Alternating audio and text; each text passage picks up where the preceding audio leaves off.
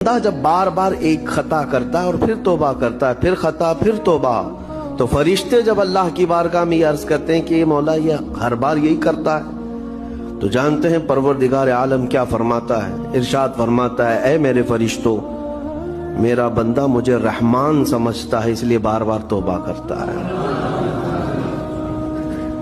مجھے وہ ارحم الراحمین سمجھتا ہے، ورنہ کون بار بار اللہ تبارک و تعالیٰ کی بارگاہ میں دروازہ کھٹکھٹاتا؟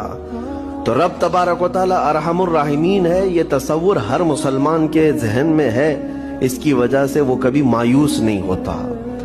اور شیطان کا سب سے بڑا حربہ کیا ہے جانتے ہیں آپ؟ سب سے بڑا بہکانے کا اور گمراہ کرنے کا اور ہمیشہ گناہوں میں ملوث رکھنے کا سب سے بڑا آلہ کہ بندے کو سب سے پہلے نا امید کرتا ہے، اب تیرا کیا ہوگا، تو بہت برباد ہو چکا ہے۔